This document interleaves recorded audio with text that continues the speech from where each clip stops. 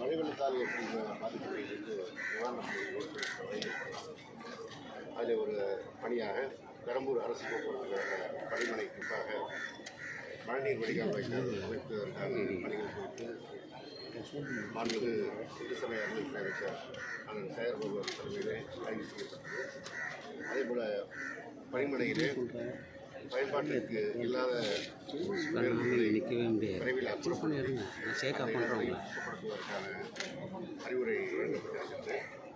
அதேபோல் பணிமனையிலே தேவைக்கு அதிகமாக இருந்தால் அது குறித்து ஆய்வு செய்து மாண்புமிகு முதலமைச்சர் அவர்கள் அறிவுரைப்படி பொதுமக்கள் பயன்பாட்டிற்கு கொண்டு வருவதற்காகத்தான் இன்றைக்கு இந்த ஒரு கூட்டு ஆய்வு நடைபெற்றிருக்கிறது. அமைச்சர் செயற்படு மாநகராட்சி மேயர், நாடாளுமன்ற உறுப்பினர், மாநகராட்சி ஆணையர், போக்குவரத்துறை அலுவலர்கள், வருவாய்த்துறை அலுவலர்கள் எல்லோரும் இணைந்து இந்த ஆய்வு மேற்கொள்ளப்பட்டிருக்கிறது.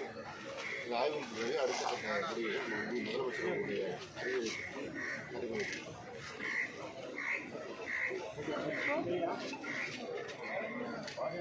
கொஞ்சம் பின்னாடி வந்துடுறேன்.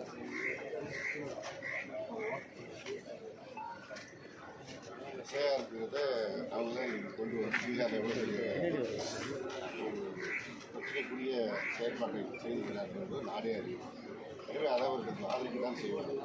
அதனுடைய தீமைகளுக்கு கூறி நாம் மாநில முதலமைச்சர் தமிழ்நாட்டு மக்களுக்கு விளங்க வைக்கிறார்கள் என்பது அவர்களுக்கு சார், மின்சார பேருந்துகளை தனியார் மயமாக்குறது நஷ்டத்தை ஏற்படுத்தும்னு அதிமுக அவருக்கு முன்னாடி தெளிவாக மின்சார பேருந்து என்பது அதிக செலவு. அதை தமிழ்நாடு அரசு கொள்முதல் செய்து அதற்கு பெரும் செலவு செய்து முதலீடு செய்ய வேண்டிய சூழல் அதை தவிர்க்க வேண்டும் கொடுக்கிறோம். இன்னொரு புறம் அப்படிப்பட்ட பேருந்துகளை இயக்குவதற்கான பராமரிக்கின்ற பணியாளர்கள் நம்மிடத்தில் இருக்கிற டீசல் மெக்கானிக்கல் இதன் மூலம் இயக்குவதற்கு டெண்டர் விடப்பட்டு வெளிப்படையான முறையில் வழங்கப்பட்டு நடவடிக்கை எடுக்கப்பட்டது. அவர் அரசியல்காரங்க தான் பேசுகிறார்.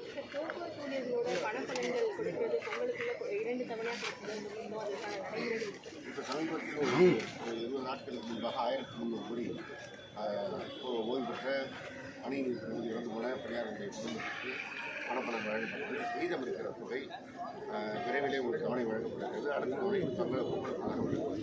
நடவடிக்கை. இப்போ தாவேக தலைவர் வந்து பாதிக்கப்பட்டவர்கள் நேரடியாக இங்கே வந்து பார்த்ததை எப்படி பார்க்குறோம்? ராமச்சந்திரன் பின்னாடி ராமச்சந்திரன்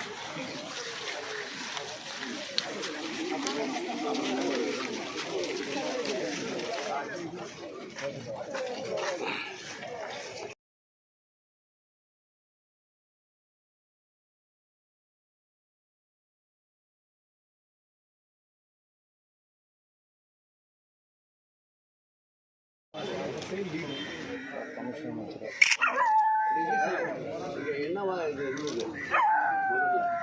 க்ளோஸ் ஆகி எவ்வளோ நாள் ஆகுது? இந்த டீட்டெயிலாம் வாங்கி ஒரு சின்ன நோட்டு மாதிரி இருக்குது. 1 ஏக்கர் மேலே இருக்குதுன்னு நினைக்கிறேன். ஏன்னா அந்த சைடு பிஸ்னஸ் எல்லாம் நிறைய தெரியும். இது கொடுக்கறதுக்கு என்ன பண்ண போகிறாங்க சொல்லுங்க. ஒன்றும் பண்ண முடியாது. அவங்க வந்து உற்பத்தியெல்லாம் இன்றைக்கி எவ்வளோ நாள் ஒன்றே வேலையாக இருக்குது. இப்போ அதே தானே வேலையை சொல்லியே பார்த்தாங்க. குறைஞ்சபட்சம் 650 -9 ஒரு 2 ஏரியா வச்சுருக்காங்க. நம்ம வந்து ஒரு 1700 வீடு கட்டோம். வந்து எதுவும் அது இல்லைன்னா பெனிஃபிஷியராக வந்துருக்கோம். அது ஒரு வீட்டில் சொல்லியிருக்கோம். எந்தெந்த டிபார்ட்மெண்ட்டு லேண்ட் வச்சுருக்கோம்.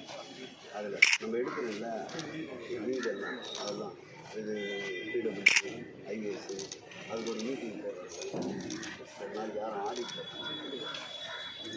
சரிம்மா. அப்போ இதை பார்த்துங்க. நான் ஒரு யாதவ் சார் வர சொல்லி ஒரு நாள் இன்ஸ்ட்ரக்ஷன் காட்டணும். அப்போ தான் அவருக்கு இங்கே இதெல்லாம் பண்ண போகிறோம் என்னென்னு புரியுது. சும்மா நான் தான் பண்ண போகிறேன். இது ஃபுல்லாக வீடியோ பண்ண சொல்லியிருக்கேன்.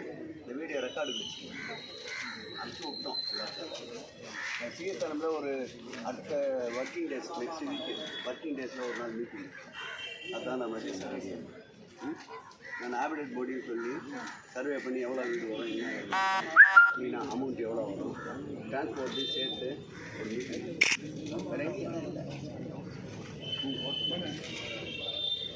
போலாம்னாப்பா நீங்கள் பொறுத்துருங்க